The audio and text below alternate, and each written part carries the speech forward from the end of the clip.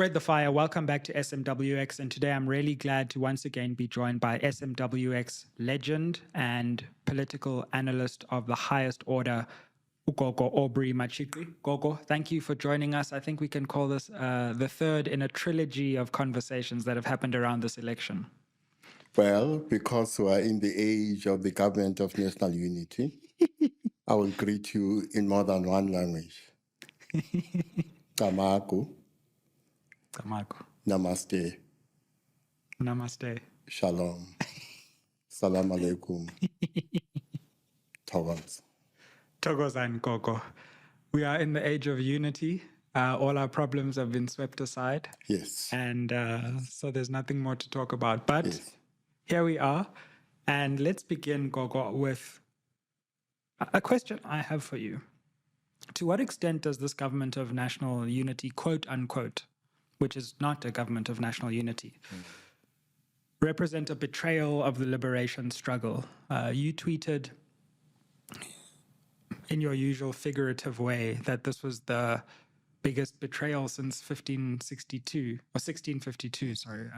What did you mean by that, and to what extent do you think this moment constitutes a betrayal? Well, let me start by going back to what the liberation struggle was about and what it was not about.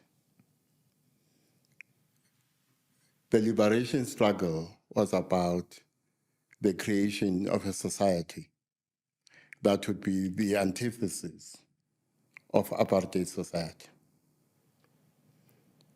But the achievement of a society that is the antithesis of apartheid society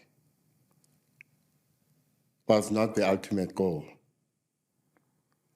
Because upon achieving the goal, or the goal of creating a society that is the antithesis of apartheid society, the task begins of achieving another goal.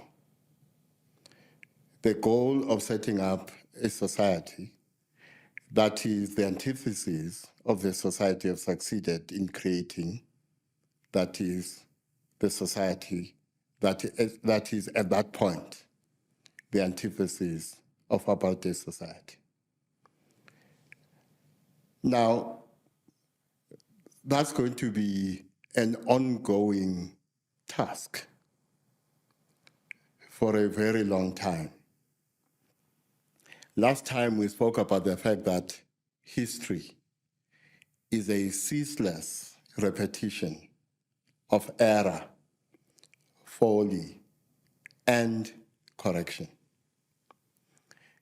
In the course of the struggles to create such a society that is the antithesis of apartheid society, and in the course of engaging in struggles of creating a society that is the antithesis of even that society, you have achieved in creating a society that is the antithesis of apartheid society. There will be moments of error. There will be moments of folly. And there will be moments of correction. I think right now, this moment is a moment of error and folly.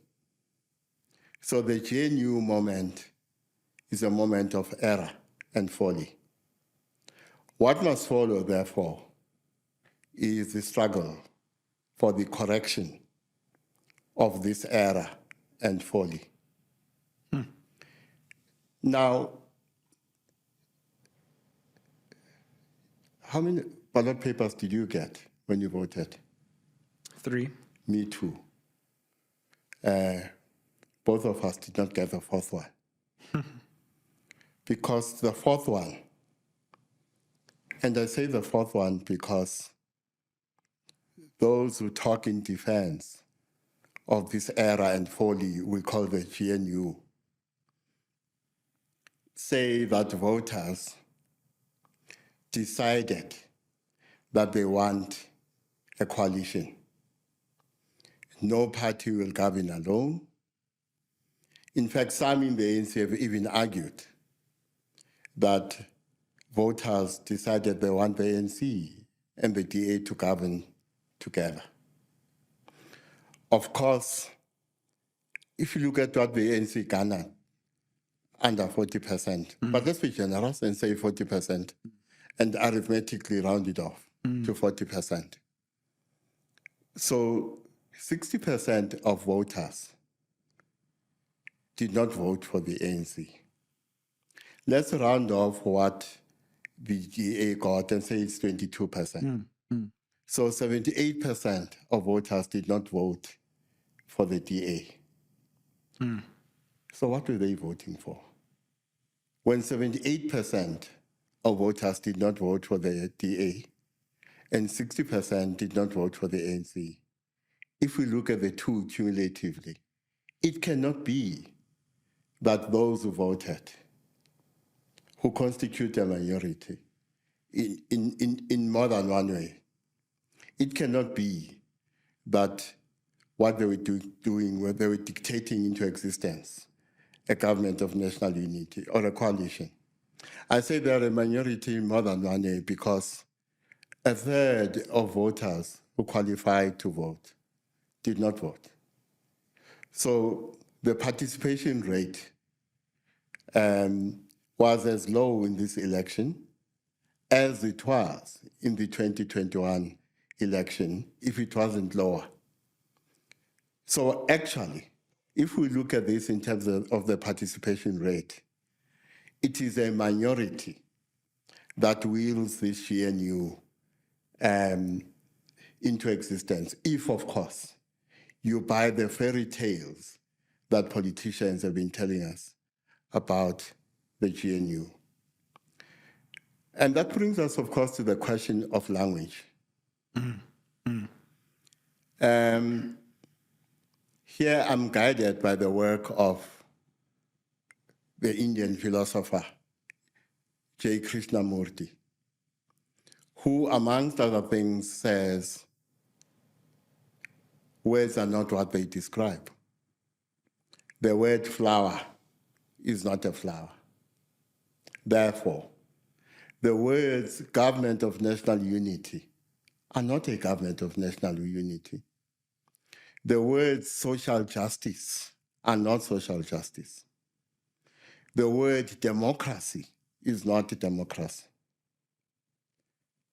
And if that is the case, the task, therefore, is to bridge the gap between what words describe and the reality they seek to describe. Can I ask you, Gogo, on that? Why do you think there's such a stampede to call this coalition a government of national unity when it clearly is not one? And what do you think, what is the work of this phrase doing?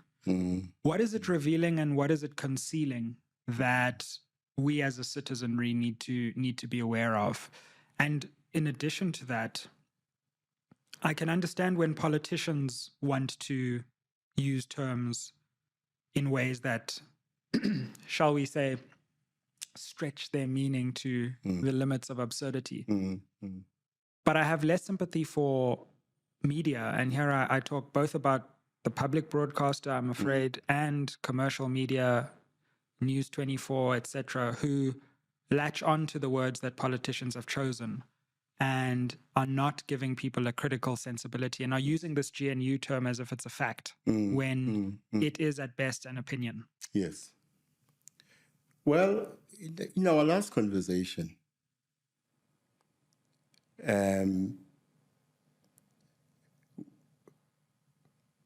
we referred, albeit fleetingly, to this problem. Little did we know. Yes, exactly. Now, we've been here before.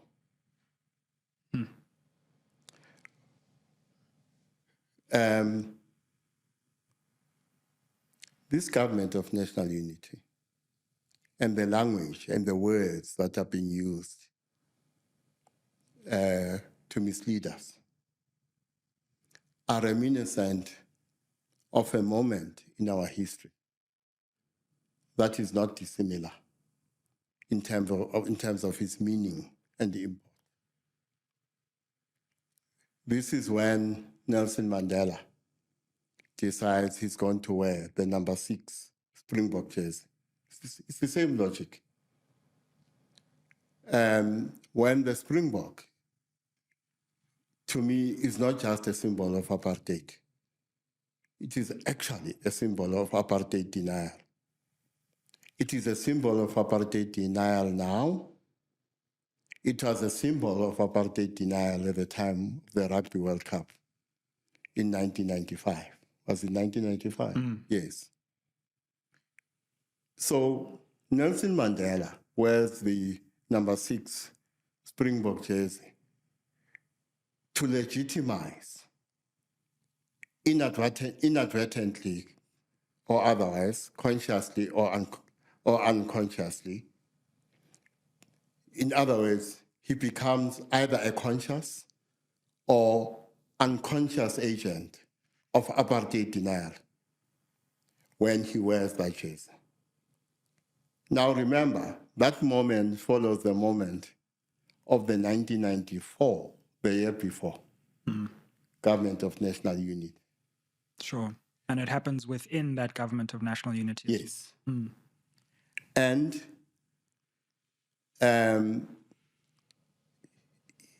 even there, the country is sold this fairy tale of unity, a rainbow nation.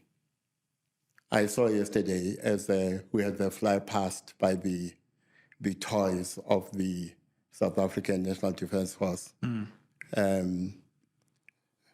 of the South African Air Force. The commentator was quite animated and excited, and in his excitement, he refers to the rainbow nation.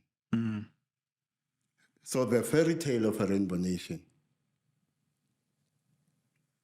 remember, is an imposition that gives birth to another imposition.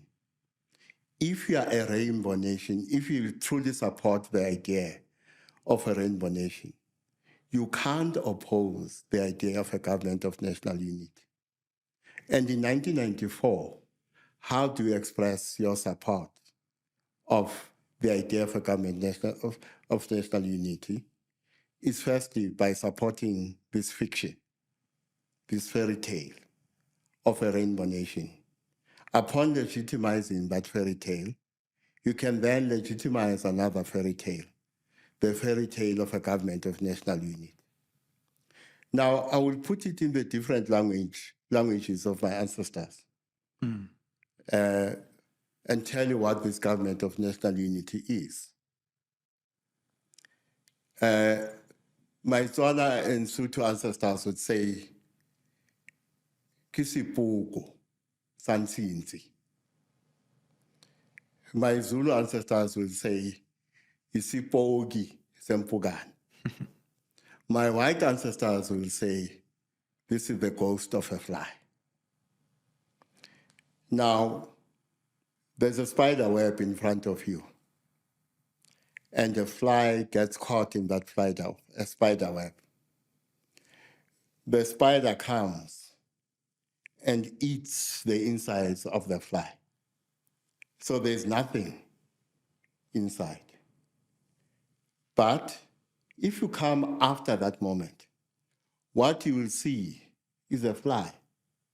And in your mind, the fly is intact, when actually what you're looking at is the ghost of a fly. Sipuku sansins, isipogi sempuga.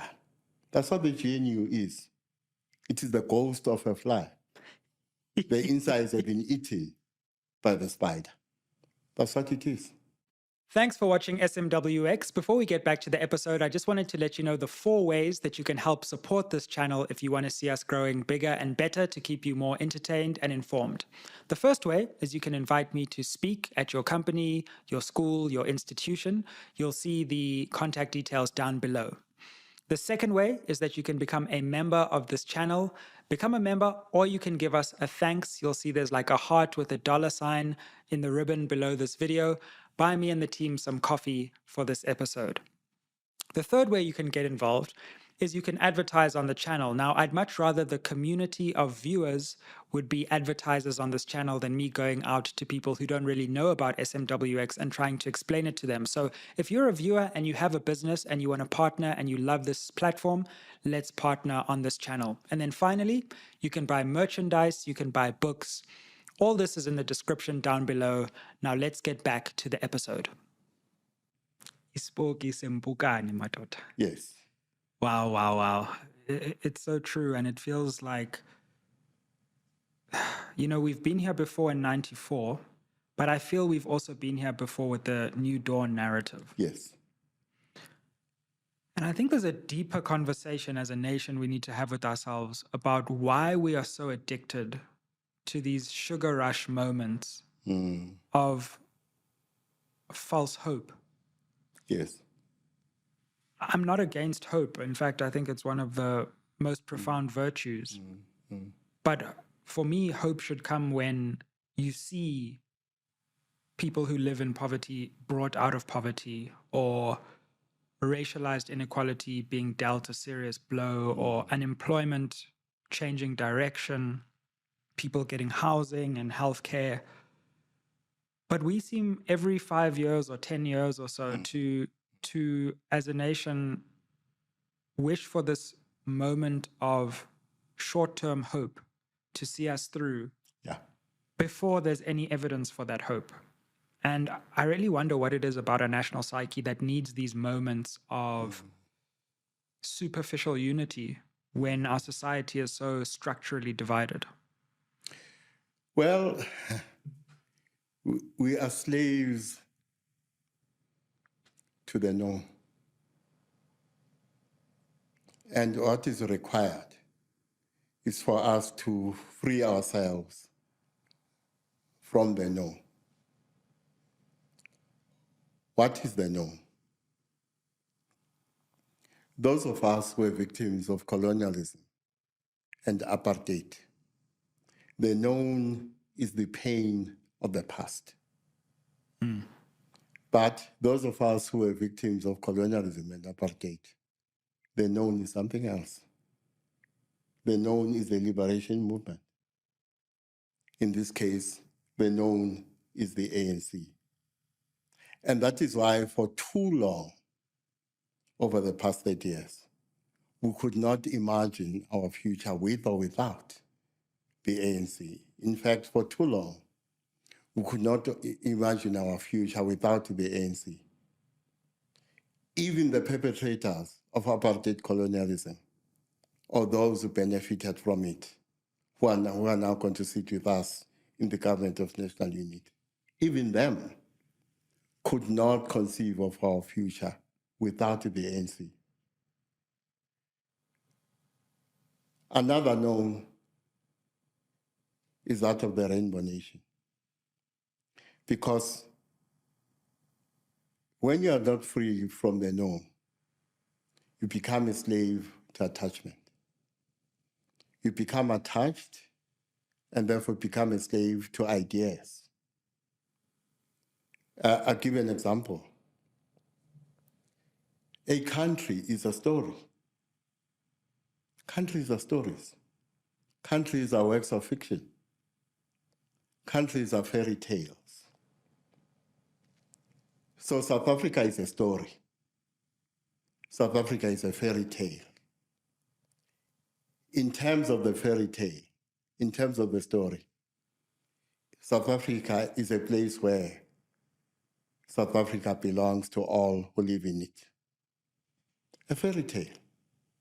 The reality is that South Africa belongs to those who captured it. But we have become so attached to this fairy tale of what South Africa is.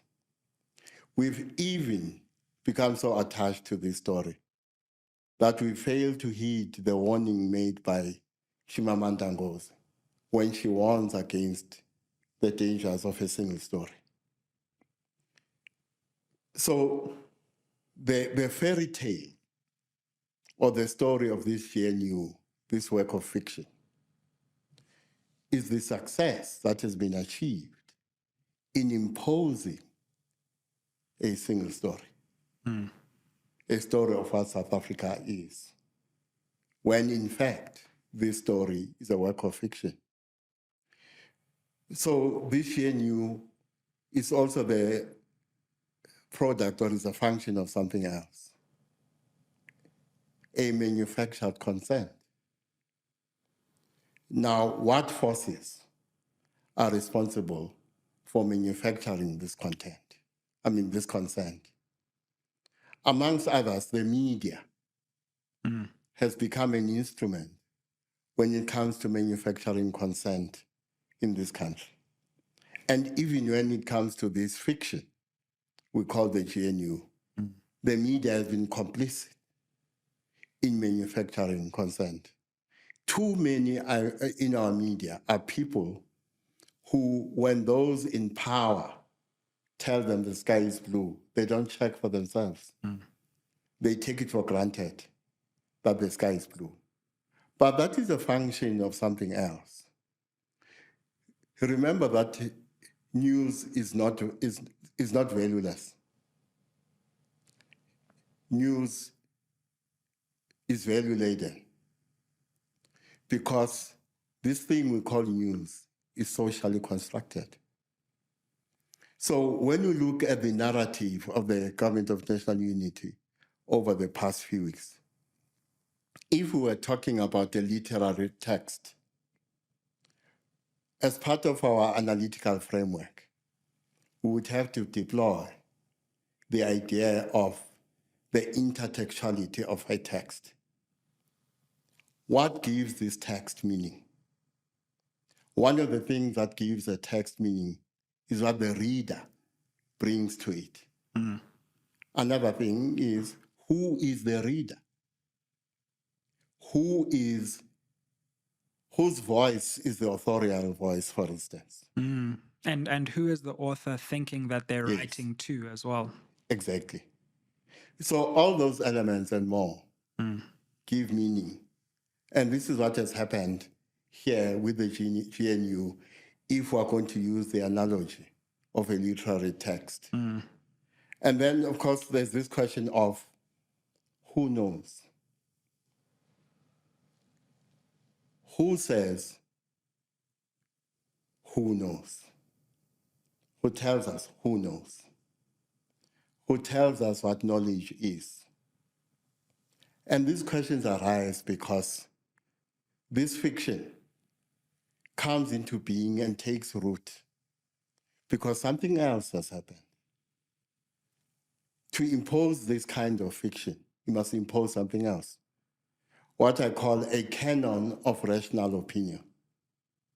So anything that is critical of the GNU, and this is what we are doing, is therefore deemed irrational because it is inconsistent with this imposed canon of rational opinion.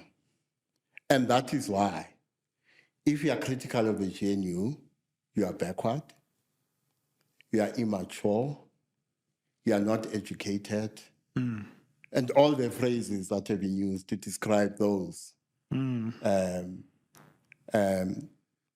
are critical of the GNU. You also have some kind of hidden political agenda, which is tied to either the EFF, MK, or somehow both as well. Exactly. Therefore, if you are critical of the GNU, you are of the same ilk as MK and the EFF, to the extent that in our discourse, there's an extent to which the EFF and MK are nothing but media or mediums through which we propagate our prejudices. Gogo, before we move on to the sitting in Parliament and the cabinet and questions about where to from here and some of the contradictions we've seen between partners in this coalition. There's one other just deeper question I want to touch on as you speak, which comes to mind, and it's a fear of mine as you say that, which is that the space for critical thought is in danger of shrinking in this moment of imposed and superficial, quote, unity. Because at the very least, say what you like about the DA, they formed and they played a role of opposition to the ANC. Yes. Sometimes they did it well and sometimes they did it not so well. But there was a certain form of critical voice in opposition to ANC dominance. Now, when we add the two voices together, and I see this when DA influencers are now singing from the same hymn sheet as ANC spin doctors. The space for the voices have just diminished now. I think we're virtually on our own now, Gogo, because even the critical DA voices have now left. And the media is on board. So there's a very small space for critical media conversation. And democracy is about critical reflection. Because if it's only about just singing the praises of the government all day, then what are we even here for? So I fear that space of critical reflection might shrink significantly in this so-called national unity moment. And if ever we have needed critical reflection, it's now when these powerful forces have united. Well, the voice of the DA, this critical voice of the DA, in part is shaped by things that are not unproblematic.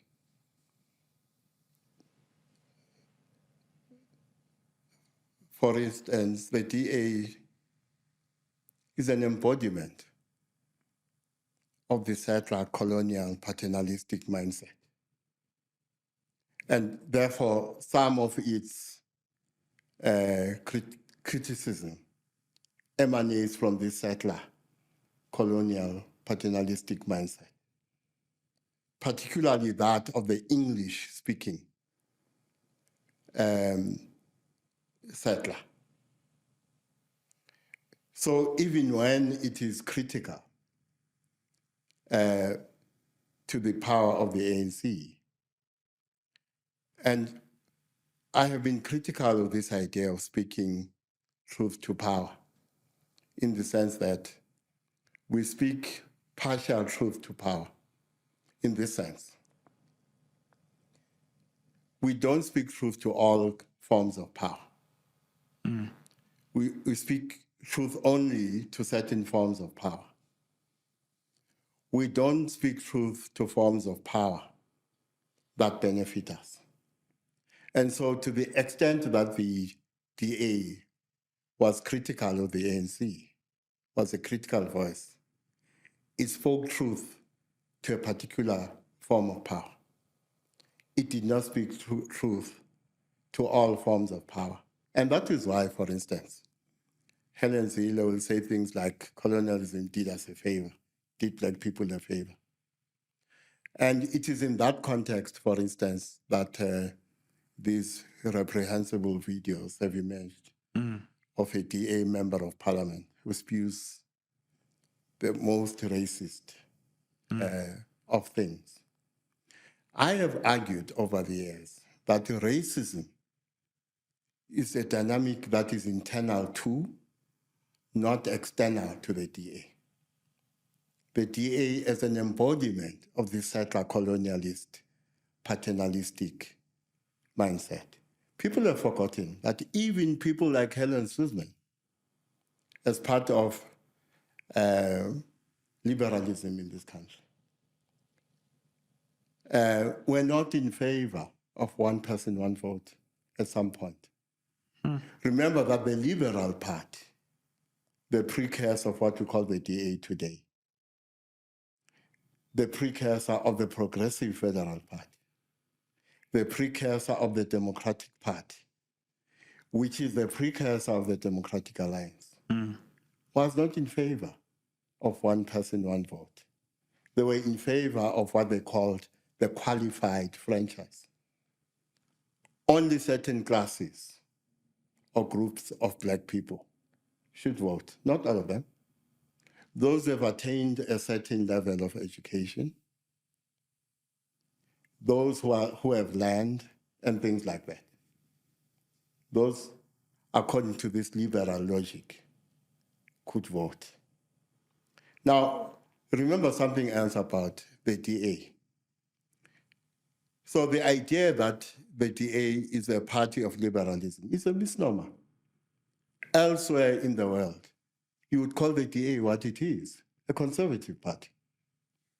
The DA is a bastion of conservatism in South Africa.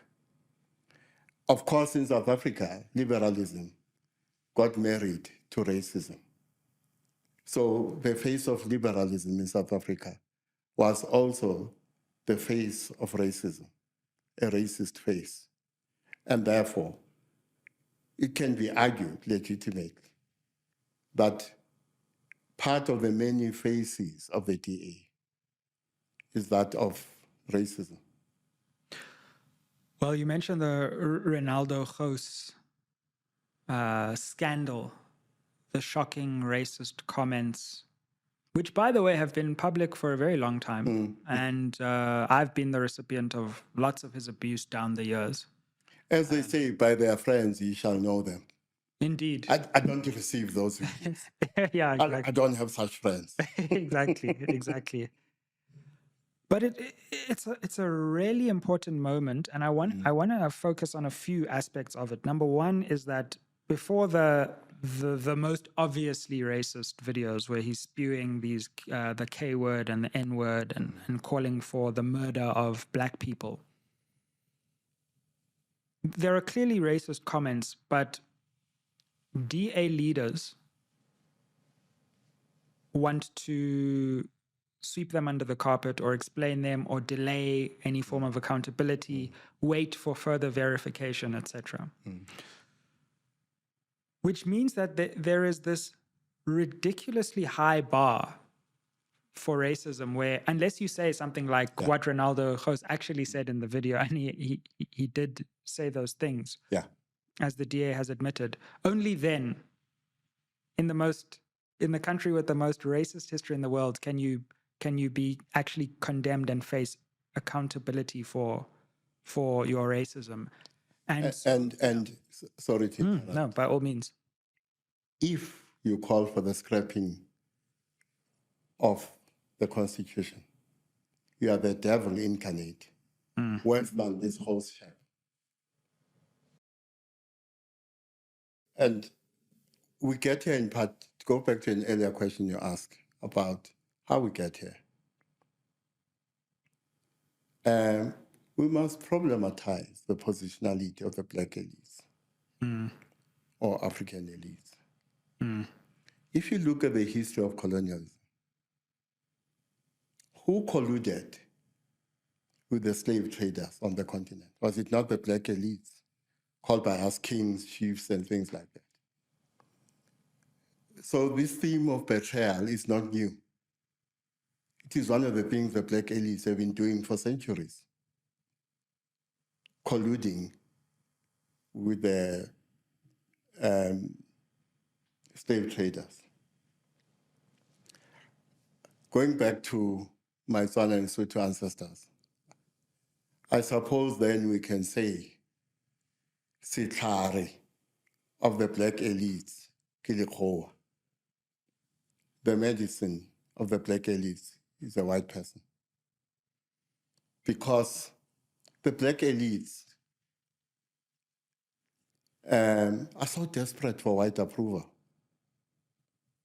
And one of the things that makes us make this choice to create a GNU and this fiction of a rainbow nation and all of that is our desperation for white approval and the approval of global and domestic whiteness.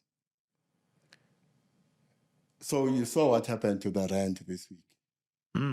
Having the time of its life. Exactly. Now, let's call all the markets what they are.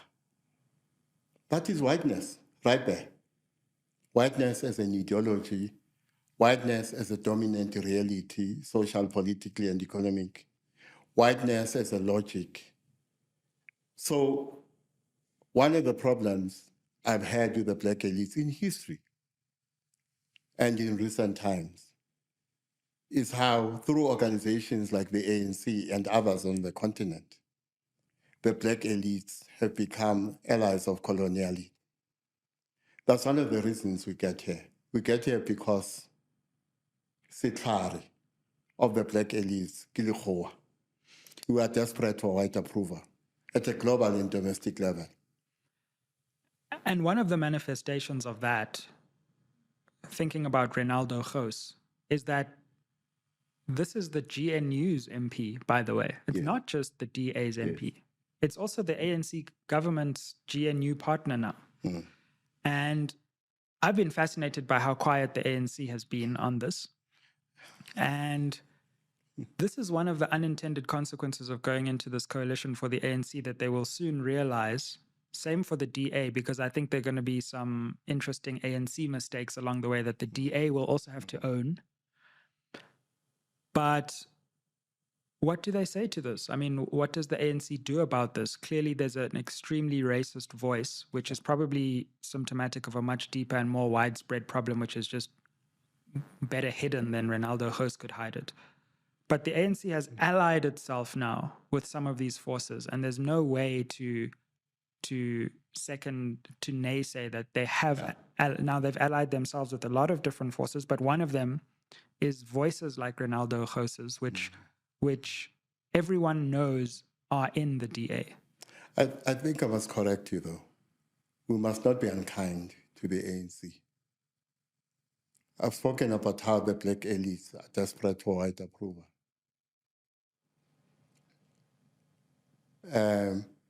I, too, would keep quiet about these racist videos of this host chap if I had just become part of Helen Zille's kitchen cabinet.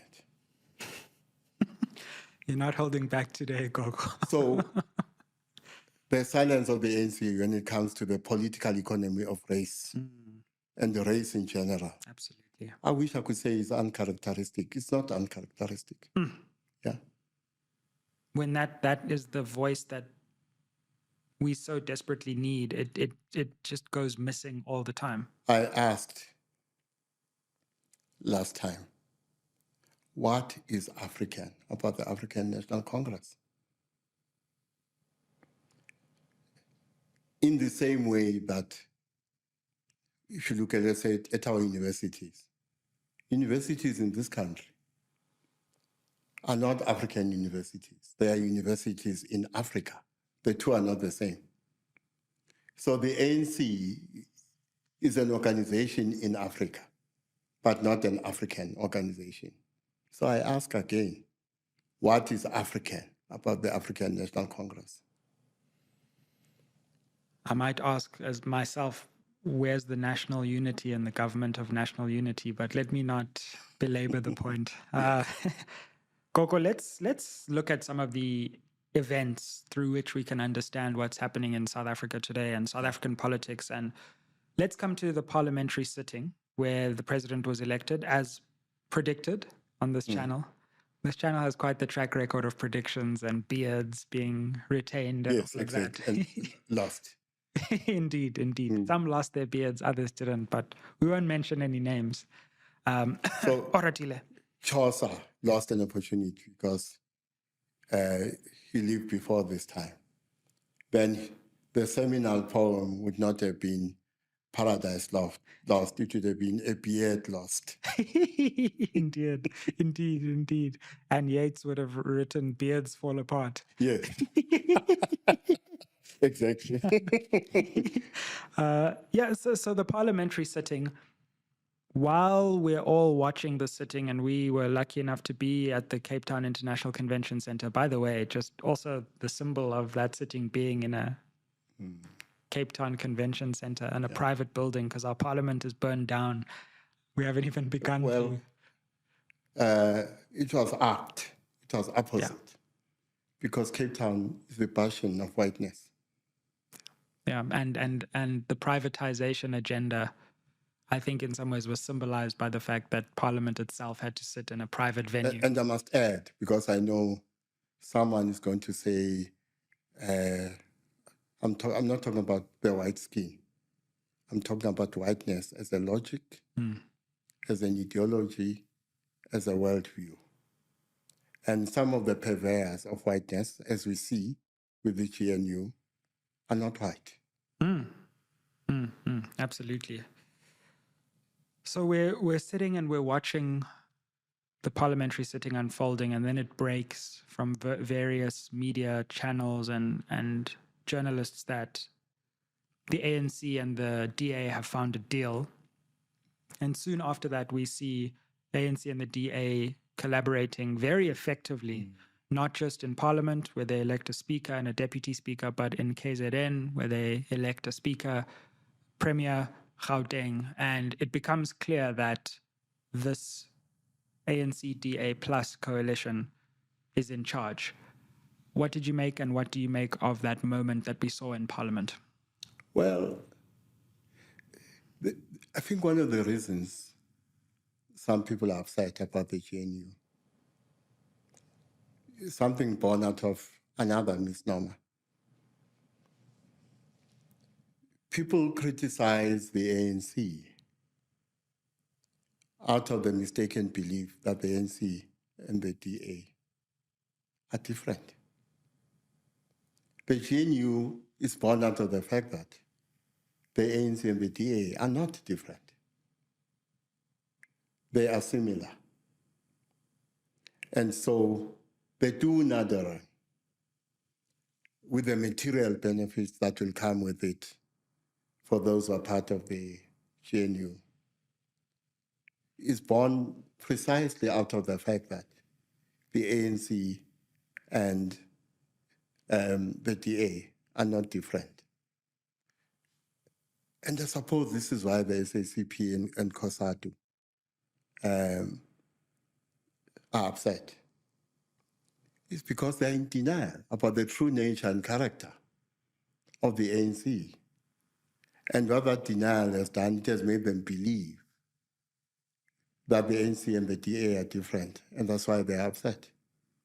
They're upset because they think the ANC is going against its nature, whereas this is consistent with its nature and character.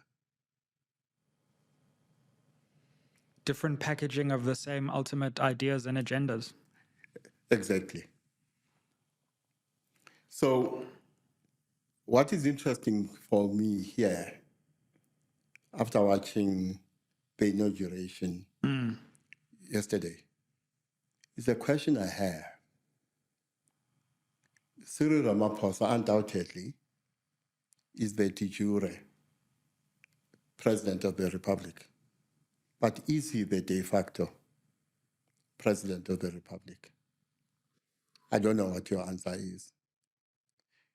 Let me add something else.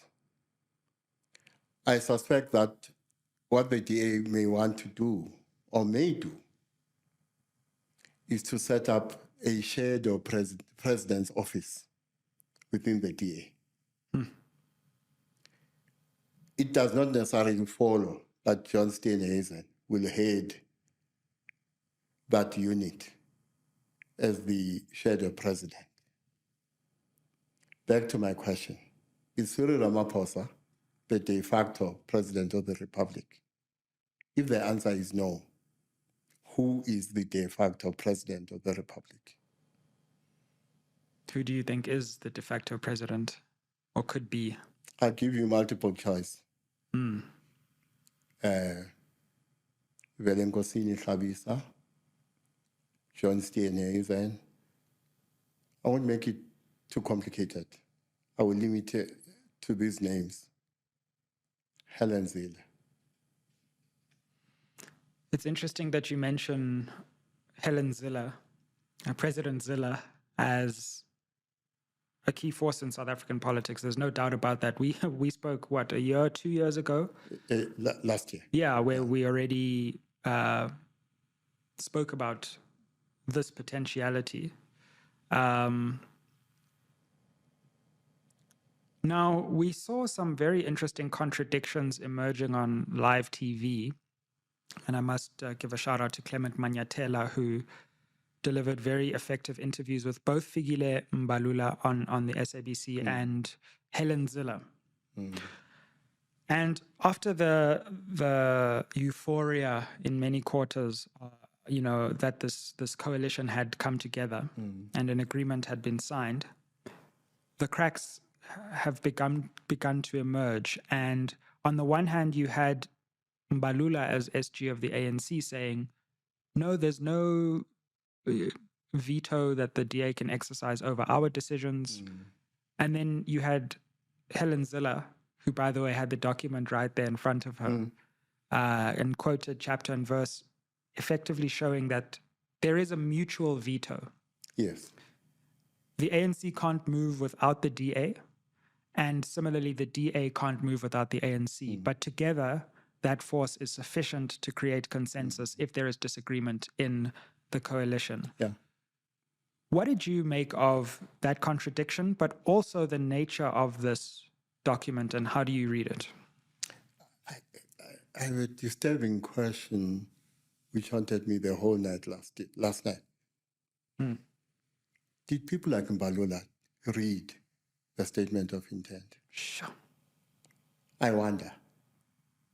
Because if you look at the idea of a sufficient manufactured consensus, the DA smuggled the idea of a threshold. I think it's 60%. Which just happens to be the DA plus ANC. Yes, but it's something else.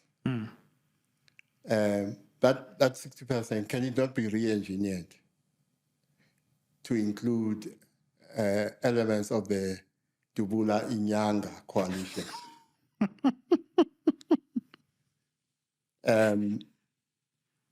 So you're right. There's a mutual veto here.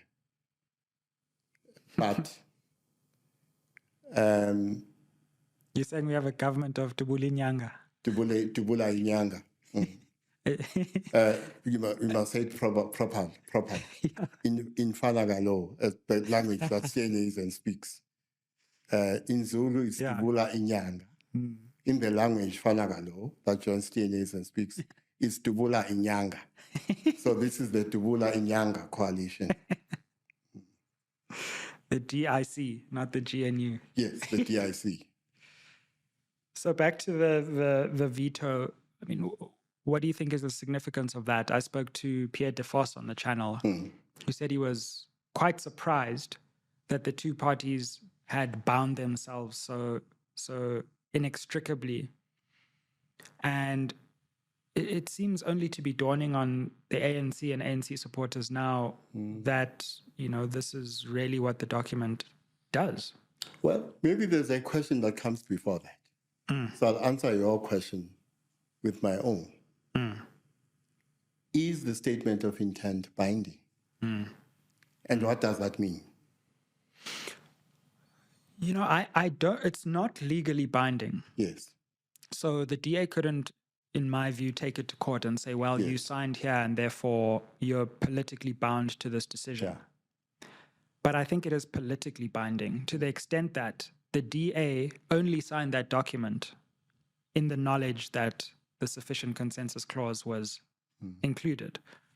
And when I listen to the very interesting recent statements from Helen Ziller, she's done a few interviews actually in the last few days.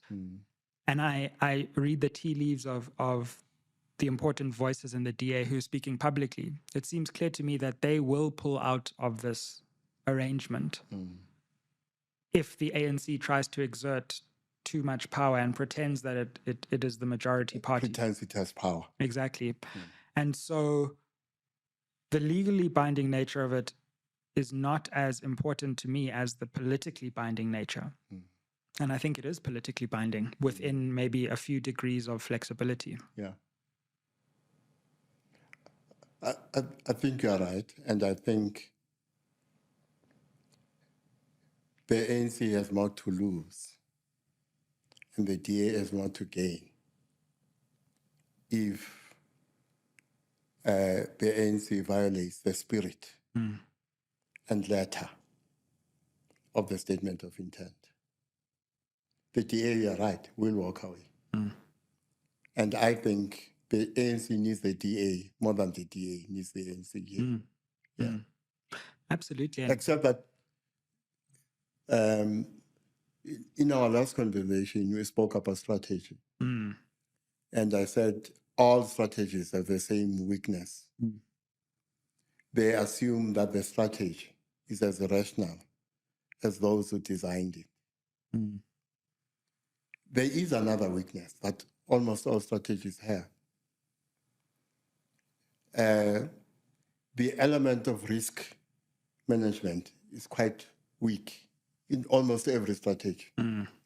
If we're talking about soccer, strategies are good going forward, very bad in defense.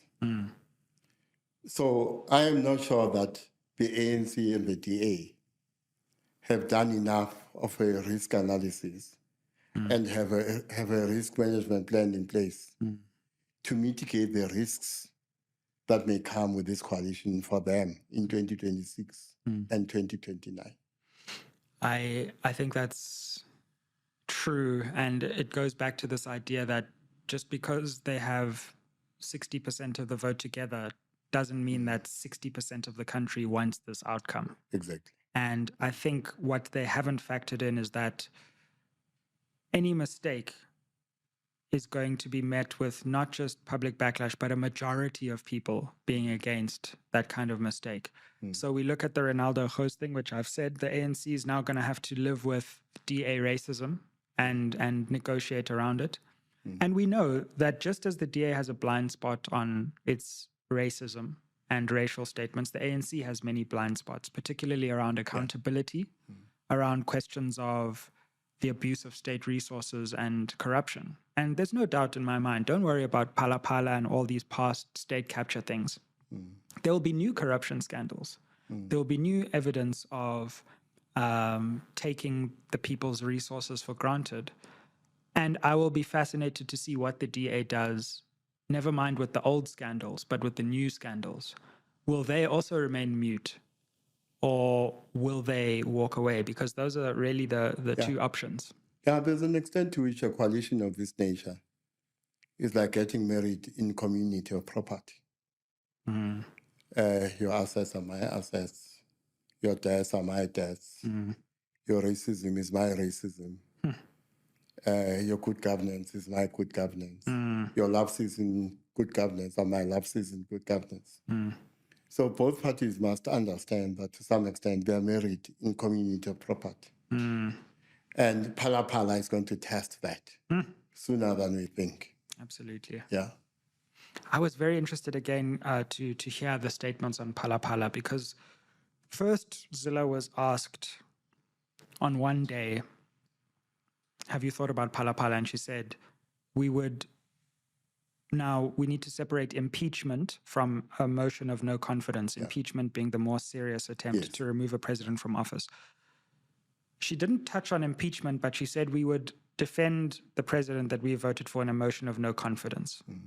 Then the next day, she walked that back and she said, no, if new evidence emerges, we are not bound. We will vote in the same way as we voted before, which was for a further impeachment inquiry.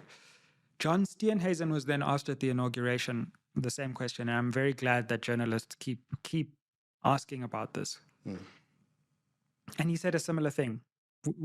If evidence emerged, by the way, this is based on the fact that no evidence has emerged. I think we have... Or the hope that no evidence will ever emerge. Exactly. So there's already a contradiction there because... The evidence is hidden in a couch.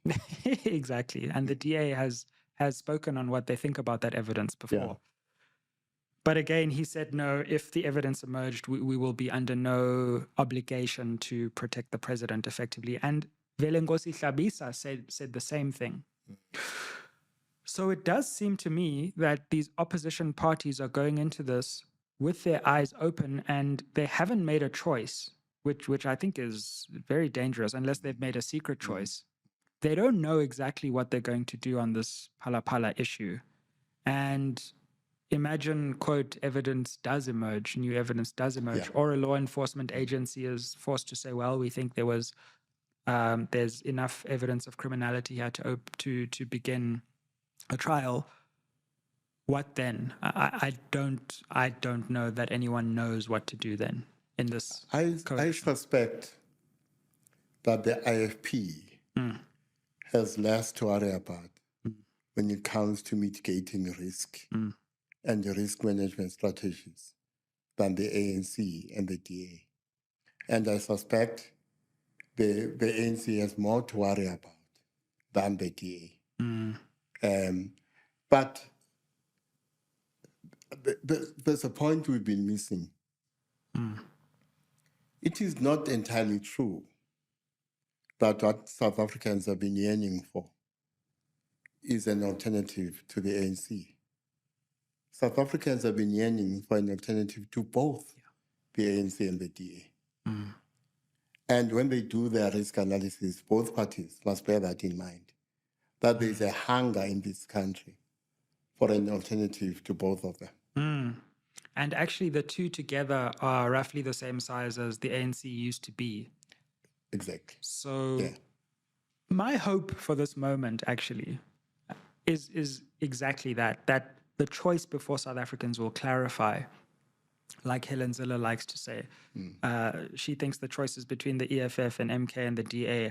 I think the choice is between the ANC and the DA and what the alternative is to that. To both, yeah. And we haven't yet imagined what that alternative looks like in full detail, but I think that's very much what this moment calls for. And once that alternative emerges, if it can emerge, I think we will be in a real moment of hope, because that alternative will be an alternative not just to one party, but to the status quo itself. And there are many who voted for the MK party, who may be of the view that the MK party constitutes an alternative to the ANC, the DA, and the EFF combined. The question the MK party must ask itself is whether, in what it has done since the election and in what it has said so far, whether it has positioned itself as such an alternative. I worry that this constant focus on electoral disputes is really distracting the party from the much bigger priority of getting onto substantive issues. And I agree, you advised the party before, and as you advised all the parties in our previous episode, they don't have a very big window, but they have a window to really make use of this moment of uncertainty to set up an alternative, and I hope it's not squandered. Yeah. Put differently, they must ask the question, what is the content of our path to power? And you're right, they are being terribly distracted by this argument that the election was rigged. I must be honest, I'm agnostic on whether the election was rigged or not, from the perspective of MK. Because what MK must think about are the following. Firstly, there's a difference between what you know and what you can prove. The question here is, what do they know? What they know, is it the same as what they can prove? Because if what they know is something they cannot prove, then they're dabbling in fiction. And they will come out of this with egg on their faces, assuming they care. Maybe they don't. The country's in desperate need of some kind of opposition. And we have the opposition that we have now. And again, I'm not convinced that the decision not to attend Parliament based on these electoral disputes was a good one, because ultimately the opposition now needs to take up its role and play its cards effectively, because what we also don't want is a crisis in the coalition and a crisis in the opposition at the same time? Because then we're really heading towards a worrying and a dangerous moment. Well, what the MK party must remember is that one of the functions of an organization is to manage both the strengths and the weaknesses of the leader. And what that means, that if they do it successfully, they will not reach a stage where the delusions of the leader become properly aligned with the delusions of the rank and file. Because when that happens, then the party is toast. So it worries me that it seems there's only one strategic center in the MK party, Jacob Zuma. That is one of the weaknesses of the MK party, because it means the MK party lacks the capacity as a result to manage the strengths and the weaknesses of its leader, which means they run the risk of the day coming when the delusions of the leader become the delusions of the party. And as a result, the party will be toast. You were saying before this interview started that President Jacob Zuma is not done. Yeah, that's my next T-shirt. Zuma is not done. Yeah. What do you mean by that? Well, this moment is part of a bigger moment that I call the Zuma moment. We entered the Zuma moment more or less around June 2005. And I think the Zuma moment will be with us long after Zuma himself is no longer with us. So I spoke about how since 1994, the ANC has aided and abetted counter-revolution. And in our last conversation, I argued that one of the byproducts of this counter-revolution may be the MK party. So the Zuma moment is a moment that is constitutive of other moments, including the formation of MK and what will happen because of the formation of MK. All of that is part of the Zuma moment. But the impact of the Zuma moment is going to be with us long after he is gone.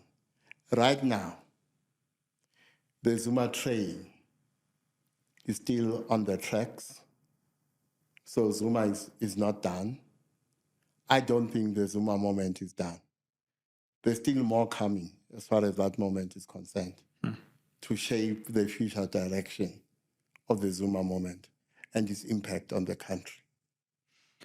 Fam, you asked for some SMWX merch and we have delivered. I know you're always looking for ways to help support and grow this channel. So why don't you buy yourself an SMWX hoodie? Super comfy, super warm, and you can represent SMWX. You can check the link down below for how to buy your SMWX hoodie and help build and grow this channel so we can bring you more interviews, more analysis, and more educational insights. Now let's get back to it.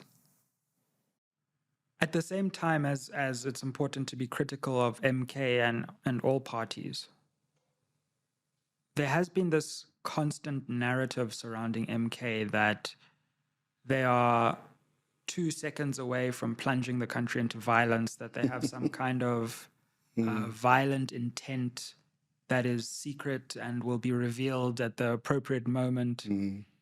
And the election results came. Well, actually, a series of court cases came and we didn't see that. Zuma was disqualified from standing in parliament. We didn't see that. The election results came, they didn't like them, but we didn't see violence. Then people said if and when they lose the premiership of KZN, that's the moment.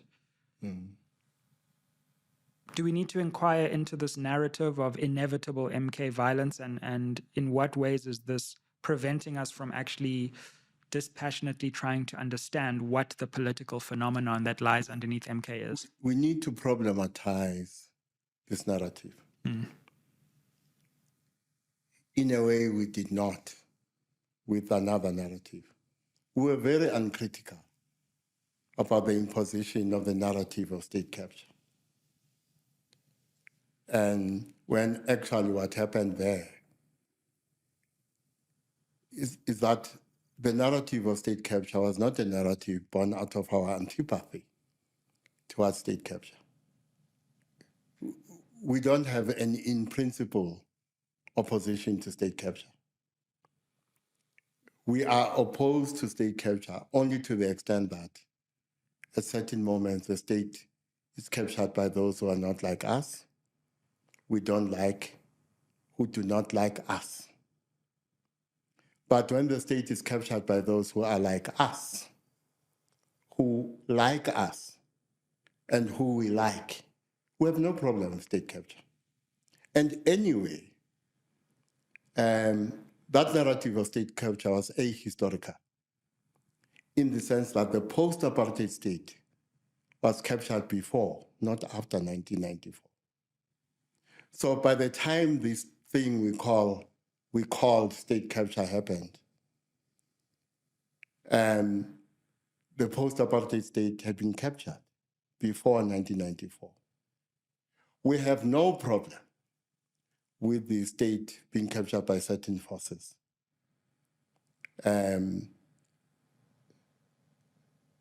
White capital, for instance.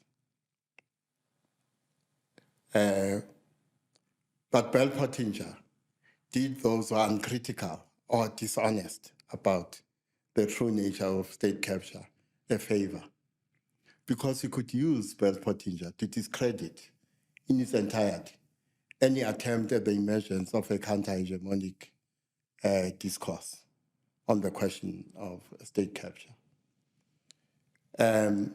We must not make the same mistake this time. We must problematize and interrogate this narrative that the MK party is an epitome of violence.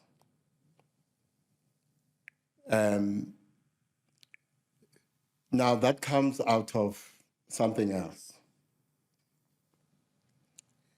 another fiction. This idea that liberal democracy and our constitutionalism constitute the zeitgeist of our post-apartheid reality. Linked to that fiction is another fiction when you listen to the narrative of the GNU. It is a fiction that we have now entered a post-racial period in the history of this country. Another fiction. But back to the violence. Violence will happen. I don't know whether it's going to happen in 1 year, 2 years, 3 years, 10 years. But the conditions of underdevelopment that still plague those who were victims of colonialism and apartheid colonialism inevitably will produce violence. Something else will produce violence. I say to you that South Africa does not belong to all who live in it. That's an aspiration we have not achieved yet. South Africa belongs to those who conquered it. Those who conquered it control the economy, own most of the land, and are in control of a particular and narrow, self-serving conception of the rule of law. They are not going to give those up. Not peacefully, in my view. Because what must kick in is the magnanimity of white people when it comes to the economy, to the question of land, and to this idea of what constitutes the rule of law. If that magnanimity does not kick in, something else will kick in. Violence will kick in. Now, this violence I'm talking about, which will be born out of the poor social and economic conditions of underdevelopment of those who are oppressed during colonialism and apartheid, is violence that is independent from any violent intent, if there is such a thing, on the part of MK. Now, a lot of the narrative is constituted by what I call political miseducation. Our politicians and sections of our media have been quite generous in sharing their political miseducation with us. It's true, and you mentioned this hypocrisy around the Constitution, which is another thing I think we have to touch on. We're already so unpopular, we might as well go even further, Gogo. But actually, we're not unpopular. It turns out we're one of the most popular conversation places in South Africa. So it's interesting that Our detractors will say we're popular with the wrong people. indeed, indeed. We're not popular with the markets. Yes. The Constitution has featured prominently in the public debate in this election. I had two really interesting conversations, one with Dr. Ndando Sindane and one with Prof. Pierre de Vos. Now, here's what I don't understand. When is it okay to call for a change to the Constitution? Because I read again comments of Helen Ziller, who I'm taking very seriously, who said the first thing that the coalition is going to do is change the Constitution because this 14 days thing doesn't work. Yeah. So they wish, or at least there's a view, that they should move a constitutional amendment because the 14 days is too short. But this is the constitutionalist camp that treats the Constitution as sacrosanct, but changing it is the first thing they want to do. Yeah. Again, Ronaldo Gous and the extremist racist language, which is built on a deeper denial of the evil of apartheid, but also a refusal to ever accept that there can be state intervention for racial justice in the economy, in admissions, through affirmative action, through broad-based Black economic empowerment. Simply unconstitutional. Yet, that's never seen as extremist or dangerous or unconstitutional. In fact, the Constitution is used as a mask to protect that agenda. So then MK, I'm going to say indelicately for sure, says we want to scrap the Constitution. How dare they? Yeah. The best constitution in the world. Which, by the way, is not at all what the EFF says. The EFF has a different perspective, which is particularly that, just like the Helen Ziller says, we need to move an amendment of Section 25. Now, again, for some reason, the EFF is called anti-constitutionalist because they want to move an amendment. So I just don't get any sense of coherence about the ANC. Let's talk there.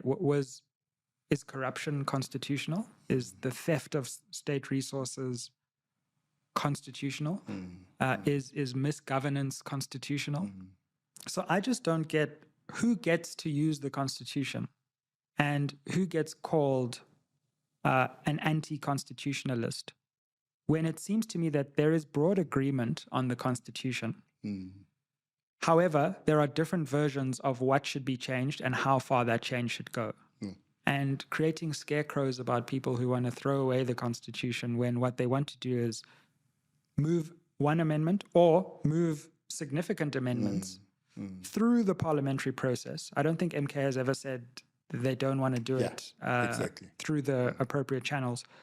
They get called anti-constitutionalists. And yet those who also do unconstitutional things are called constitutionalists. I'm confused. I'm not surprised. So those arguments you have alluded to are not being made innocently. They are made with a hidden agenda behind them. For instance, yes, amend the Constitution when it comes to things that matter to us as the DA. Do not amend the Constitution when it comes to things that matter to the majority, particularly the black majority. So whether you agree with MK or not, some of the points they're raising need to be discussed, such as the question of Roman Dutch law. This idea that the rule of law is a lump of clay, and there's only one lens through which we must see or read the rule of law is problematic. So we need to have a discussion about the rule of law and avoid a situation where a particular idea or conception of the rule of law is imposed on everyone. So MK is not wrong to raise the question of Roman Dutch law. They are not wrong to ask for the scrapping of the Constitution.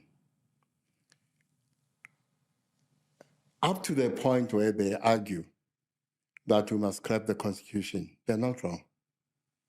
Beyond that, they might become wrong when it comes to the means by which they say this must happen.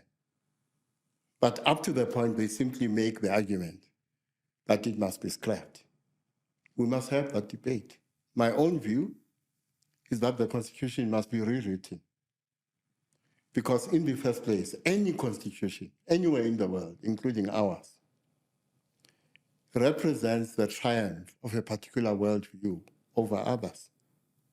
So this constitution represents the triumph of a particular worldview over others.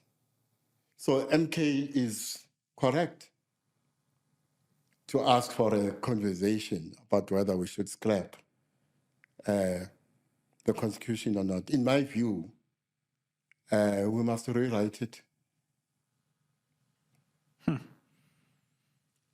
And there's nothing unconstitutional about using the constitutional means and parliamentary means to change the Constitution. However far you want to go, we can talk about the practicalities. Yeah. Because you would need 75% to change the whole Constitution. But I don't see why that debate should be stifled under the guise of... It's stifled because of this hidden agenda. There's another way of explaining the hidden agenda.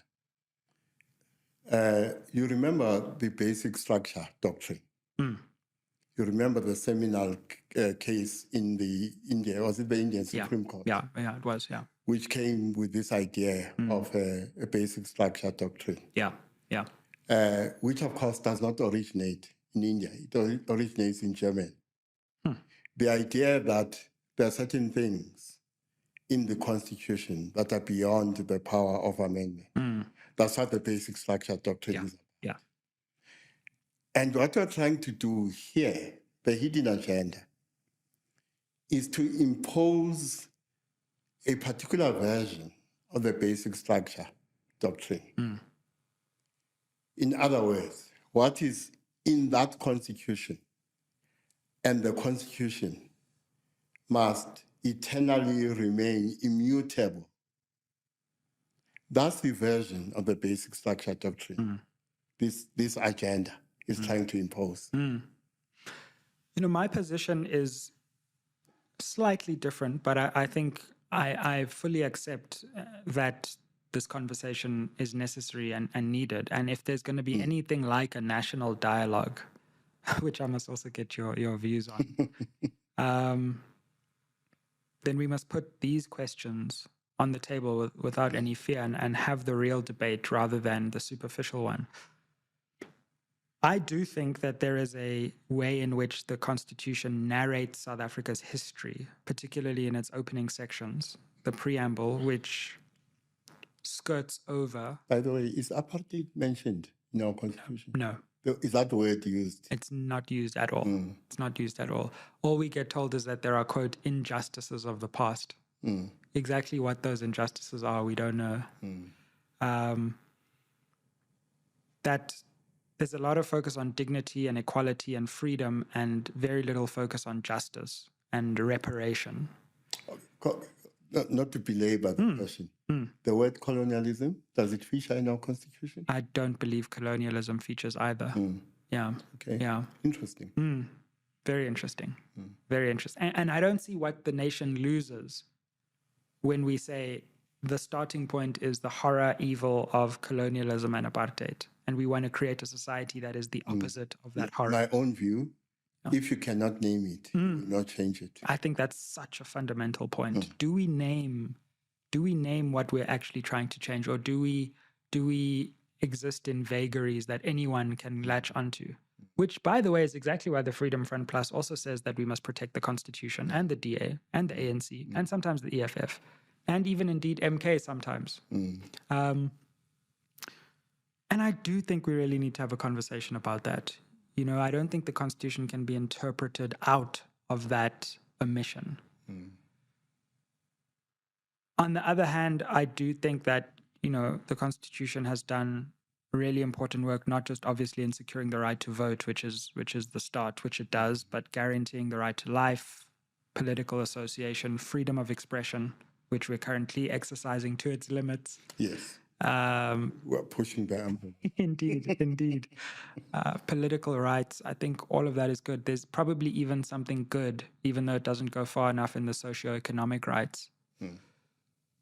So I think there's a lot that one would preserve, or that I would at least preserve, but there's also a lot that I would want to change. And I don't see why it's this untouchable conversation to talk about even those founding values and how they might contribute to our current inequality. But then there's another conversation, which is about the design of the state, which is really what the Constitution is about. You know, when you get past Chapter 2, the provinces, the spheres of government, Parliament's powers, the president's powers, and I think that should all be up for at least national conversation in this moment. Or we can just ignore the 25% of the electorate that is saying this to us, pretend that everything is fine, and allow the inequalities that we see to fester. Well, the national dialogue, I see now the president has jumped on that bandwagon of the national dialogue, formally so, in his speech yesterday. I think it's going to be their big signature move. Yeah. And if my memory serves me well, Chile has just rewritten its constitution, if my memory serves me well. It took them a number of years. A process we would call a national dialogue about what should go into the new constitution. If a national dialogue is going to be about a 3-day conference where the elites meet, quaff single malt 16-year-old whiskey and smoke cigars, it will take us to a point worse than where we are today. Absolutely. So for me, a national dialogue is necessary, but looking at it from the perspective of the ANC must have its own dialogue. And there has been a call for the ANC to host a dialogue, not only with current members of the party, but also with former members of the party. Of course, I'm angling for an invitation, as you can see. Oh, yeah, absolutely. Well, they should invite you. And allies, class and otherwise, should be part of that internal, much broader conversation of the ANC. And some of the ideas that come out of that then feed into the national dialogue. So today we end up with an elite pact, the GNU. For me, it's also an urban pact. It's a pact of the urban bourgeoisie. to a large extent. So we must avoid what we have done in the past, where the elites lock themselves in salubrious accommodation, as I said, quaffing single malt, 16-year-old whiskey and smoking cigars, and pretend that they and the so-called chartering classes represent national sentiment. If it's going to be a national dialogue, it must be truly national. It must not be about the elites attempting to impose an elite pact on the rest of society. So true. I fully agree. And this is why I'm in the same boat. I'm skeptical about a national dialogue. I will participate from a position of skepticism. Because you are not going to be invited. Oh, well. Tell you now. If I'm not invited, I'll have the national dialogue right here with my 100,000 subscribers. But we may be lucky. Yeah. You remember the former Grahamstown art festival? Yes. There was a fringe festival. So there may be a fringe national dialogue to which you and I we'll be the main speakers, actually. Yes. And, I think I'm always open to the prospect of dialogue in its true sense. Yeah. And I'm always open, and this is part of the reason why this channel even exists. It's to give South Africans a different perspective. It may not always be the right perspective, but it is a different perspective to the one they will normally hear. And they can make of that perspective what they want, but at least they've heard it. But the reason I'm skeptical is exactly for two reasons that you raised. Number one, if we're going to have a national dialogue, then we can't start the agenda by leaving the very items that are most important for the dialogue off the table. So, for example, we can't say we're having a national dialogue, but we're not going to talk about the Constitution, because that's exactly what we need to have a national dialogue about. And that should be the end product of a new national dialogue, should be a new national constitution. Not the MK's constitution or the EFF's or the DA's or the ANC's, but the people's constitution. So if we're going to have a national dialogue and we're not going to talk about racial injustice and land dispossession and the condition of the black majority and how the ANC has become complicit in that condition, then it's not a national dialogue. It's a national PR exercise. Yes, exactly. PR and marketing. Yeah. So if we really want a national dialogue, are we prepared for that dialogue? And I don't know that we are. Can we close with a question from me to you this time? I argued to you last time that whatever arrangement we end up with, of course we have ended up with this government of national unity. I argued that whatever arrangement we end up with, it will not erase our reality, that our post-apartheid reality is a neo-apartheid reality. In your book, you characterize our reality as neo-apartheid. I have my reasons. What are yours? It's all around us. It's everything that's not marketed to us as the success. It's sprawling townships which have townships within those townships, the impunity with which racism continues not just to exist, but actually to be a commercially successful enterprise, the power of private capital over people's wishes. We see the effects every day, but we refuse to acknowledge it. It's that which we see that is unspoken, which I think defines our society. If you don't mind, Ruby, may I end on a polite note? On the point you've just made on the power of private capital, don't forget that when money talks, people mumble. Absolutely. When money talks, politicians mumble even more. Can I ask you one more question, Gogo, if I may? Yes. Which is about the cabinet itself, because we're in this moment of President Ramaphosa now having to actually figure this cabinet out. It took him about 7 days last time because there was so much into just the internal ANC politics was enough to make it last a week.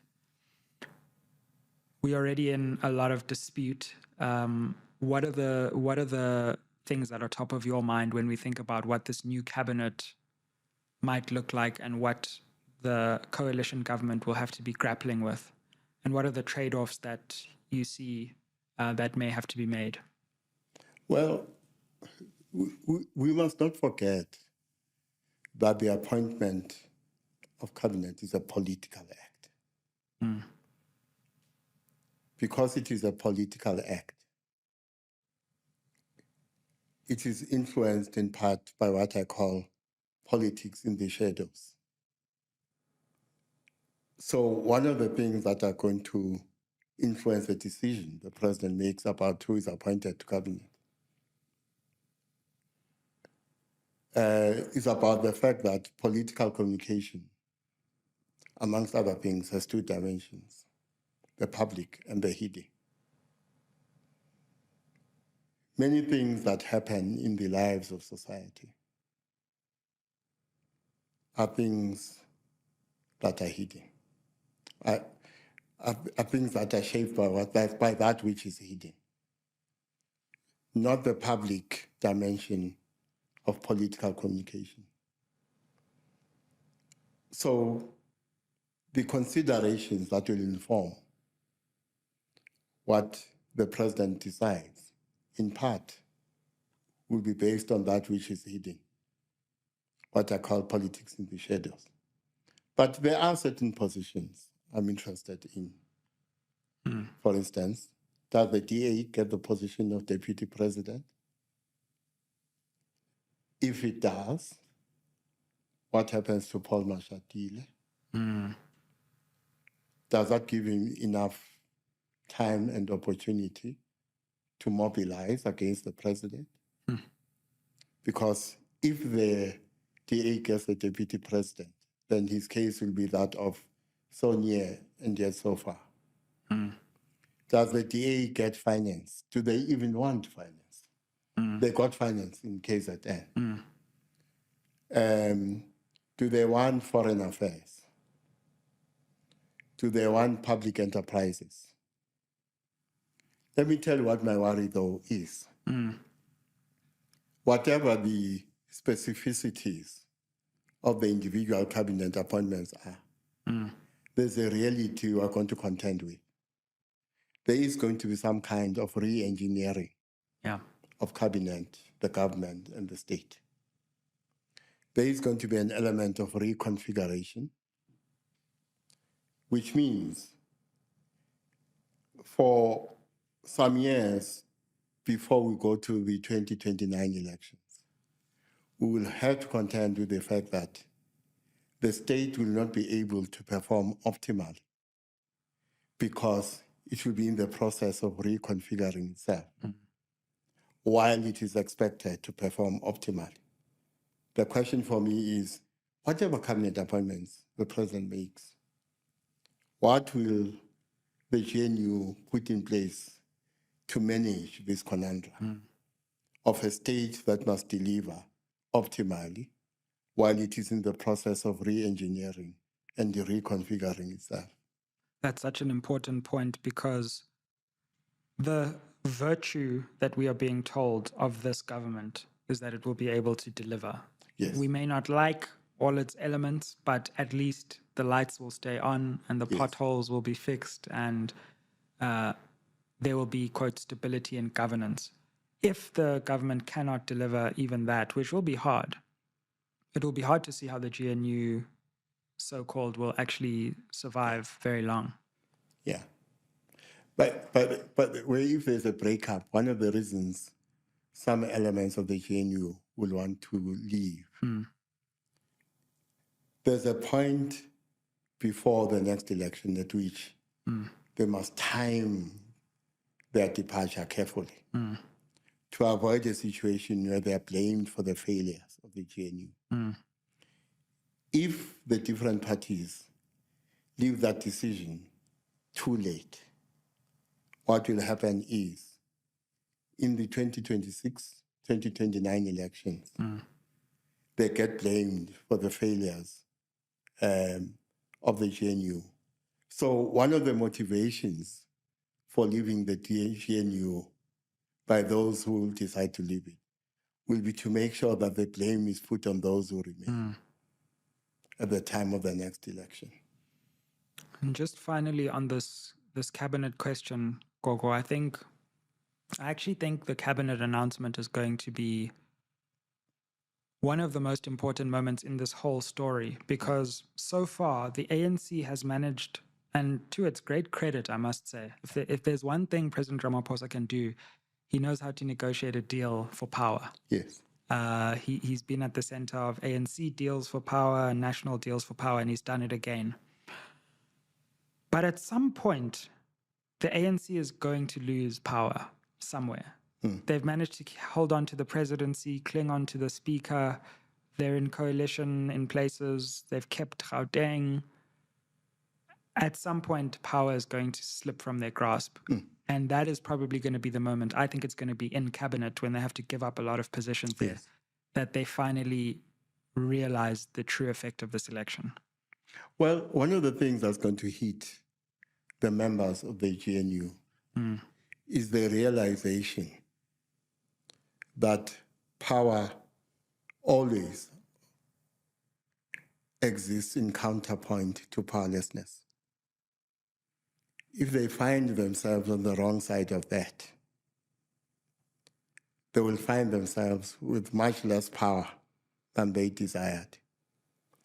So one of the things the different components of the GNU, the ANC, the DA, the IFP, and so on, must manage is the balance between power and powerlessness, to the extent that power always exists in counterpoint to powerlessness. They must manage that balance in such a way that they don't find themselves on the wrong side of that equation.